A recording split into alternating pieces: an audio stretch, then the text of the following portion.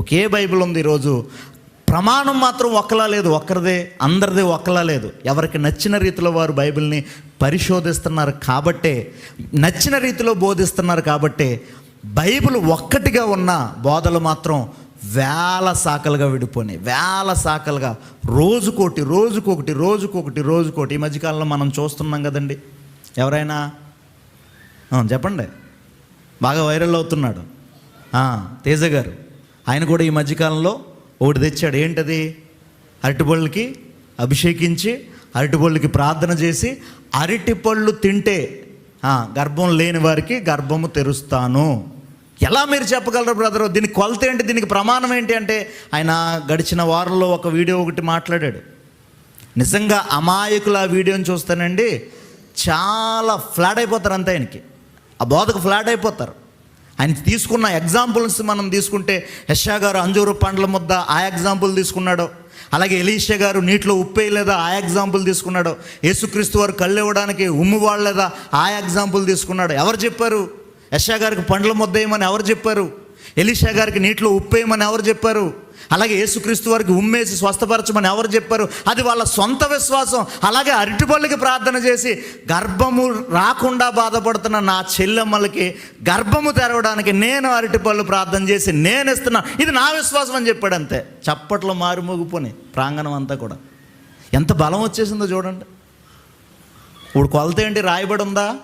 అరటి పండ్లు తింటే గర్భము తెరవబడుతుందని బైబిల్లో రాయబడి ఉందా? గర్భం ఎలా తెరవబడద్దండి బైబిల్లో రాయబడిన ప్రకారం? ఎందుకంటే అదొక బలహీనత కదా మనకే. నిజంగా పెళ్ళైన తర్వాత పిల్లలు పుట్టకపోతే ఆ మానసికమైన బాధ ఎలా ఉంటుందో అనుభవిస్తున్న వాళ్ళు మనం అబ్జర్వ్ చేయగలం, అది మనం తీసుకోగలం, ఆ పెయిన్ని మనం చూడగలం. కొంతమంది మా సహవాసంలో కొంతమంది కనబడుతున్నారు, ఇక్కడ కూడా కొంతమంది కనబడుతున్నారు. ఏళ్ల తరబడి 6 సంవత్సరాలు 7 సంవత్సరాలు 8 సంవత్సరాలు 10-15 సంవత్సరాలు అయినా గర్భం తెరవబడట్లేదు. ఇలాంటి వారికి ఇలాంటి మాటలు ఎలా ఉంటాయి? ఎవరికి తెలియకుండా ఓ రాయేద్దాంలే అని ఒక అండుపుండు తెచ్చుకోరు. ఏమో నిజమే చెప్తున్నాడు కదా, కరెక్ట్గానే కొలుస్తున్నాడు కదా, ఒక అండుపుండు తెచ్చుకుతుంటే ఏమైంది, తప్పేముంది ఇందులో, అది కూడా వాక్యమే కదా అని వెళ్ళే అవకాశం లేదు. ఖచ్చితంగా ఉంది, ఖచ్చితంగా ఉంది. మనం అనుకుంటాం మనం ఎందుకు వెళ్తామండి అని అనుకుంటాం. అలాగే అనుకున్నారు ఎవరో, అబ్రహాము సారా గారు. అబ్రహాము సారా, ఎందుకు సారమ్మ అబ్రహాము గారికి అలాంటి తప్పుడు సలహా ఇచ్చిందండి?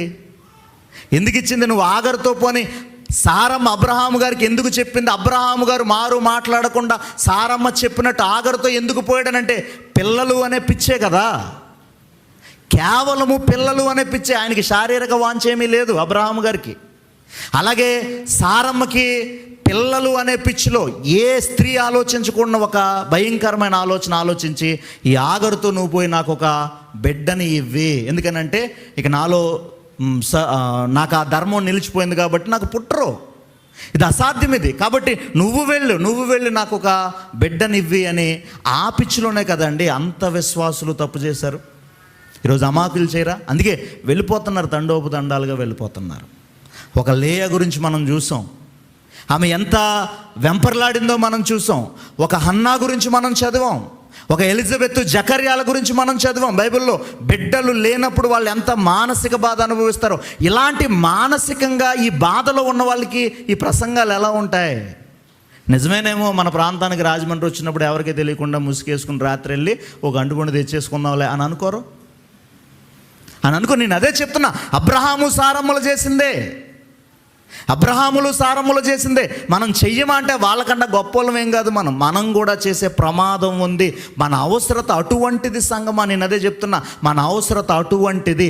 టెస్ట్ మనకి తెలియకపోతే మన అవసరత ఎందులోకైనా దింపుతాడు. అరటిపండు కాదు, గన్నేరు పప్పు పెట్టి గన్నేరు పప్పు తినమన్నా మన అవసరత అటువంటిది తింటాం, మనం ఖచ్చితంగా తింటాం. అరటిపండు కాదు, గన్నేరు పప్పు తినమన్నా తింటాం, మనం అవసరత అటువంటిది. అందుకే బైబిల్ ఏం చెప్తుందంటే, పిల్లలు పుట్టాలి అని అంటే అరటిపట్లు తినండి అని చెప్పట్లేదు. పిల్లలు పుట్టాలి అని అంటే అన్న ఆ రోజు ఏం చేసింది అక్కడ? నిజంగా గర్భం తెరవబడాలి అని అంటే నేను చెప్తున్నా, చాలా సీరియస్గా ఆలోచించండి. అన్న ఆ రోజు ఏం చేసింది? ఏలిగారైనా అరటిపళ్ళు కొనిచ్చాడా? చక్రకేళి, ముసావలి, కర్పూర అరటిపళ్ళు అయినా కొనిచ్చాడా ఏలిగారు? ఆ రోజు ఆమె చేసుకున్న నిబంధన ఏంటి అని అంటే, నీవు నాకు బిడ్డనిస్తే ఆ బిడ్డను నీకు ఇచ్చేస్తాను. అది కమిట్మెంట్ ఆవిడది. దేవుడు దాన్ని చూస్తాడు. బిడ్డలు లేని వాళ్ళు జాగ్రత్తగా వినండి. అట్టుపళ్ళు వైపుకు వెళ్ళకండి. అది వాక్యానికి పూర్తి విరుద్ధమైంది. అది నిజంగా దేవుడు మన అవసరతను తీర్చాలి అని అంటే దేవుణ్ణి నమ్మించగలిగే కమిట్మెంట్. నీ భవిష్యత్తు ఆయన చూస్తాడు కాబట్టి, నీ హృదయ రహస్యాలు ఆయన ఎరిగినవాడు కాబట్టి, నిజంగా దేవుడు మీ గర్భాన్ని తెరవాలి అని అంటే ఇలాంటి ఒక కమిట్మెంట్ దేవుని ముందు మీరు ఇవ్వగలగండి. మీరు దేవుని ముందు ఇవ్వగలిగినప్పుడు హన్నా గర్భాన్ని తెరిచిన దేవుడు ఈరోజు మీ గర్భాన్ని కూడా తెరవడానికే సిద్ధంగా ఉన్నాడు. నిన్న నేడు రేపు మార్పు లేని దేవుడు. ఆయన అంటున్నాడు, యెషయా ద్వారా మాట్లాడాడు, ఎలీషా గారి ద్వారా, ప్రభువారి గారి ద్వారా మాట్లాడాడు అని చెప్తున్నాడు కదా. నా విశ్వాసాన్ని బట్టి వాళ్ళకి చేసిన దేవుడు నాకు చేస్తాడని చెప్తున్నాడు. నేను అదే చెప్తున్నా. హన్నా గర్భాన్ని తెరిచిన దేవుడు మీ గర్భాలు కూడా తెరవడానికే సిద్ధముగా ఉన్నాడు. ఎందుకనంటే హన్నా గర్భాన్ని తెరిచిన దేవుణ్ణే మనం కూడా కొలుస్తున్నాం. హన్నా అరటిపళ్ళు తినలేదు, సారమ్మ అరటిపళ్ళు తినలేదు, నా ఎలిజబెత్ అరటిపళ్ళు తినలేదు. గర్భము ఉడికిపోయిన టైంలో భయంకరమైన స్థితిలో వారు ఉన్నారు. అసాధ్యం, సైంటిఫిక్గా కూడా అది అసాధ్యం. అది అలాంటి టైంలోనే దేవుడు గర్భాలు తెరిచాడు కదా. అలాంటి గొప్ప దేవుడిని అరటిపండ్లు పెట్టడం ఏంటండి? ఇంత నీచంగా ప్రవర్తించడం ఏంటండి? ఒకడేమో యాపిల్స్కాయ అంటాడు, ఒకడేమో అరటిపండు అంటాడో, ఇంకొకడేమో మామిడి పండు అంటాడో, ఇంకొకడేమో అందులో తేనె కలుపుకోండి అంటాడో, ఇంకొకడేమో అందులో పులుపు కలుపుకోండి అంటాడో, ఇంకొకడేమో షడ్రుచులు అంటాడో, ఒకడేమో బోరోడండి అంటాడో. ఏంటో ఎవడికి నచ్చినట్టు వాడు. ఇంకొకటి అంటాడు మట్టి తినండి అంటాడో, కొబ్బరి నూనె తాగండి అంటాడో. ఎక్కడున్నాయిరా బైబిల్ అంటే ఏమీ లేవు. అందుకే నేను చెప్తున్నా, ఈ అరటిపళ్ళు తినే బ్యాచ్ అంతా బైబిల్ని చదివే బ్యాచ్ కాదు. దయచేసి ఎవరైనా తింటే బాధపడకండి. మీరు నిజంగా బైబిల్ చదివితే అరటిపళ్ళు తినరు. నిజంగా మీరు బైబిల్ చదివితే హన్నా దేవుని ముందు ఎలాంటి కమిట్మెంట్ ఇచ్చిందో అలాంటి కమిట్మెంట్ ఇవ్వడానికి సిద్ధపడతారు. సారమ్మ ఎలాంటి విశ్వాసాన్ని చూపించిందో అలాంటి విశ్వాసాన్ని చూపించడానికి మీరు వెళ్తారు. సత్యవాక్యం మిమ్మల్ని అలా పెంచుతుంది. అదే అసత్యం ఏం చేస్తుంది అని అంటే అరటిపండే కదా తీసుకు తినేద్దాం అని అనుకుంటారు. కాబట్టి దేవుడు చెప్తున్నాడు కొలత ఏంటి అని అంటే రాయబడి ఉంటే చెయ్యండి, రాయబడి లేకపోతే దాని జోలికి పోకుండా దుర్బోధ. ఆయన అంటున్నాడు ఇది నా విశ్వాసం అన్నాడు. అది ఆయన విశ్వాసం. అవిశ్వాసం అది విశ్వాసం కూడా కాదు. అది ఆయన అవిశ్వాసం. అది ఎందుకనంటే దానికి ఏ విధమైన ఆధారం లేదు. నిజంగా ఆయన ఇలా బోధించుంటే బాగుండు, ఆ వచ్చిన 1000 మందికి ఇలా బోధించుంటే బాగుండు. నీ బిడ్డని దేవునికి ఇస్తానని నువ్వు కమిట్మెంట్ ఇవ్వి ఒక తండ్రిగా తల్లిగా ఆయన అడుగుంటే బాగుండు. అలాంటి విశ్వాసం వైపు మనల్ని నడిపించుంటే బాగుండు. దేవుడు తెరిచేవాడేమో సంగమా. అందుకే భవిష్యత్తులో రానున్న దినాల్లో దుర్బోధలు చాలా ఎక్కువ అవుతాయి. కారణం ఏంటనంటే ఈరోజు సైన్స్ చెప్తుంది భవిష్యత్తులోనట పిల్లలు పుట్టరట. 2050 దాటేసరికి పిల్లలు పుట్టరట. స్త్రీల గర్భాలలో అండాలు నిలవవట సైన్స్ చెప్తుంది. ఎరా ఎందుకు నిలవవు అని అంటే ఇదిగో మీరు వాడుతున్నారు కదా ఈ సెల్ ఫోన్ వలన పిల్లలు పుట్టరు. ఒకవేళ స్త్రీల గర్భాలు అండాలలో ఈ పిండాలు పడిన మొదటి నెల 15 రోజులకే రాలిపోతాయట. ఇప్పటికే మనం చూస్తున్నాం. పూర్వం 10 మందిని 15 మందిని కనేవారు. ఇప్పుడు ఒక్కడిని గండానికి కూడా అలా నెల తప్పినప్పటి నుంచి కూడా అలా 9 నెలలు కూడా రెస్ట్ తీసుకోమంటున్నారు ఒక్కడిని గండానికి. అదే 2050 మరొక 25 సంవత్సరాలు ముందుకెళ్ళేసరికి పరిస్థితి ఎలా మారిపోతుందో ఒకసారి ఆలోచించండి. అలాంటి టైంలో కూడా మన దేవుని మీద విశ్వాసం ఉంటే బయట వాళ్ళకి కలగకపోవచ్చేమో కానీ సంగమా మనకి మాత్రం మన దేవుడు బంతుల లాంటి బిడ్డలను ఇవ్వడానికి 2050లో కూడా మన దేవుడు మార్పు లేనివాడే. ఆ రోజు ఏం వచ్చేస్తుందో నేను అదే అనుకున్నా.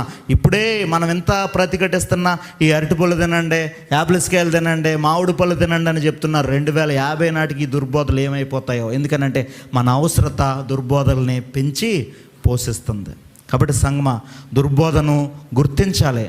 దుర్బోధ వలన సంఘము చెడదారిలోకి వెళ్ళిపోతుంది. ప్రధానము చేయబడి తన కన్యత్వాన్ని దుర్బోధ వలన సంఘము కోల్పోతుంది. ఎప్పుడైతే కన్యత్వాన్ని కోల్పోయిందో దుర్బోధ వలన వరుడు కన్యత్వాన్ని కోల్పోయిన సంఘాన్ని వరుడు స్వీకరించడు. దాని ఫలితంగా భయంకరమైన తీర్పులోనికి సంఘము వెళ్ళిపోతుంది. కాబట్టి ఏంటండి తప్పు ఏంటండి దుర్బోధ వల్ల అని అంటే ఆయనే చెప్తున్నాడు. సరళత నుండి పవిత్రత నుండి తొలగిపోతున్నారు దుర్బోధ వలన. ఆ విశ్వాసం నుంచి తొలగిపోతున్నారు దుర్బోధ వలన.